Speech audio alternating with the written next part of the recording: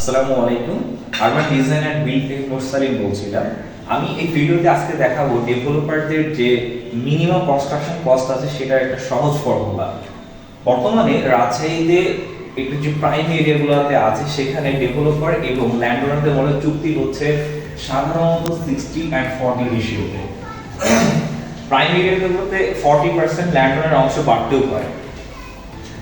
So developer যদি 60% পেতে চায় তাহলে তাকে 100% এর কাজ শেষ করতে হবে, এবং সে যদি এক অংশ পেতে চায় তাহলে তাকে কাজ শেষ করতে হবে 100/60, দ্যাট মিন্স 1.67। অর্থাৎ ডেভেলপার যদি 1 স্কয়ার ফিট পেতে চায় তাহলে তাকে 1.67 স্কয়ার ফিটে কাজ করতে হবে। বর্তমান বাজার মূল্যে 1 স্কয়ার ফিটের কনস্ট্রাকশন কস্ট মিনিমাম আসতেছে 2400 টাকা পার স্কয়ার ফিট। ওকে, সো 1.67 এর জন্য কনস্ট্রাকশন কস্ট আসবে 2400 ইনটু 1.67, অ্যারাউন্ড 3.9999। ওকে, সো আমরা যেটা দেখতে পাচ্ছি যে ডেভেলপারের মিনিমাম 1 স্কয়ার ফিট কাজের জন্য 4000 টাকা খরচ হচ্ছে। এই অ্যামাউন্টটা আরো বাড়তে পারে যদি সেখানে রেন্টাল কস্ট থাকে প্লাস সাইনিং অ্যামাউন্ট থাকে।